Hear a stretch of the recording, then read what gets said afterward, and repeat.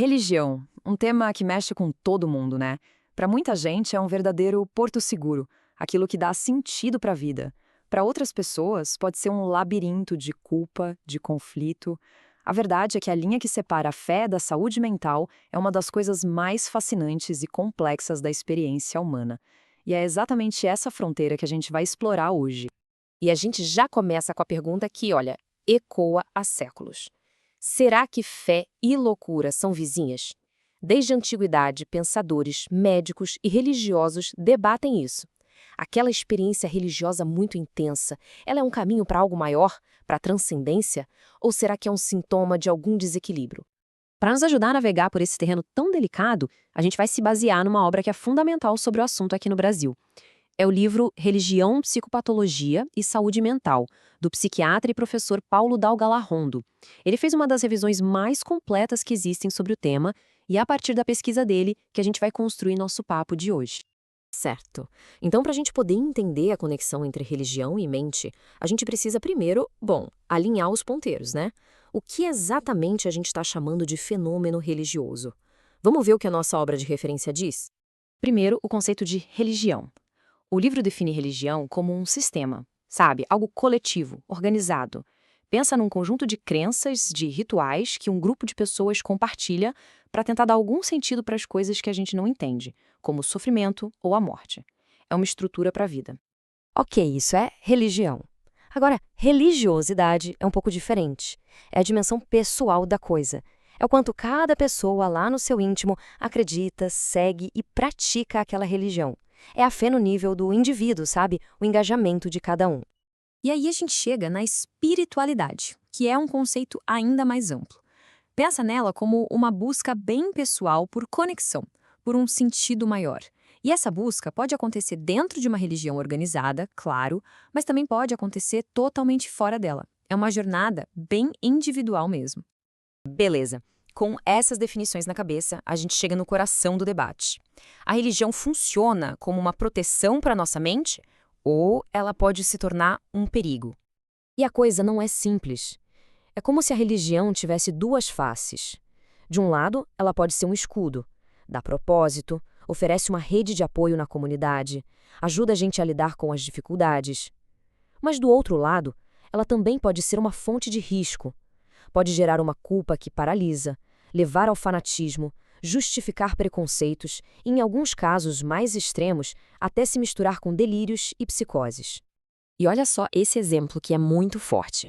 Esse é um desenho que está no livro, feito por um paciente com psicose. Ele está reinterpretando o mito de Adão e Eva, mas de um jeito totalmente particular. Isso mostra bem como um conteúdo religioso pode ser, absorvido e até distorcido por uma doença mental, criando uma realidade completamente nova na cabeça da pessoa. Ok, a gente viu a teoria, mas e na prática? O que os dados, o que as grandes pesquisas científicas dizem sobre essa relação toda? Vamos dar uma olhada. Então, de maneira geral, quando a gente olha para os grandes estudos, a tendência é uma correlação positiva. O que isso quer dizer? Que pessoas com mais envolvimento religioso costumam apresentar, na média, menos depressão, menos problemas com álcool e drogas e taxas de suicídio mais baixas, e também costumam relatar um bem-estar maior com a vida. Só que aí vem um alerta importantíssimo do autor. Primeiro, correlação não quer dizer causalidade. Só porque duas coisas acontecem juntas, não significa que uma causou a outra, certo? E segundo, e isso é crucial, existe o que se chama de viés de publicação. Basicamente, estudos que encontram resultados positivos, tipo religião faz bem, têm mais chance de serem publicados. Isso pode acabar pintando um quadro um pouco mais otimista do que a realidade. E claro, as pesquisas também mostram o outro lado. Para algumas pessoas e em certos grupos, a religião pode estar ligada a um aumento de ansiedade, de culpa, de sofrimento.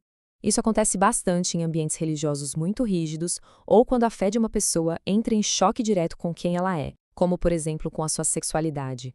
Bom, a gente já passou pelas definições, pelos dois lados da moeda, pelos dados, e agora, para onde tudo isso nos leva? A gente está chegando perto da conclusão do livro que, adianto, não é nada simples. E aqui está ela. A pergunta de $1 milhão. Depois de tudo isso que a gente viu, qual é o veredito? No fim das contas, a religião ajuda ou atrapalha a mente humana? Para responder, o autor usa algo muito mais forte que um gráfico ou uma estatística. Ele usa a voz de um de seus pacientes. E essa citação, nossa, ela é poderosa, porque ela nos lembra que por trás de todos os números existem pessoas, existem histórias de vida. Para essa pessoa específica, a experiência com a religião foi devastadora, e nenhuma média estatística pode apagar essa verdade. E é aqui que o livro amarra tudo. A grande conclusão é que não existe uma resposta simples. Não tem um sim ou não. O efeito da religião não é universal, não é uma fórmula que serve para todo mundo. Depende da pessoa, da cultura em que ela vive, do tipo de comunidade religiosa e da forma como essa fé é expressada. Qualquer generalização, portanto, acaba sendo um erro. E a gente termina com essa pergunta que resume perfeitamente essa dualidade toda. Religião é remédio ou é veneno? A resposta, como a obra do Dal Galarrondo sugere, parece não estar na religião em si, mas na maneira incrivelmente complexa e profundamente pessoal como cada ser humano se relaciona com ela.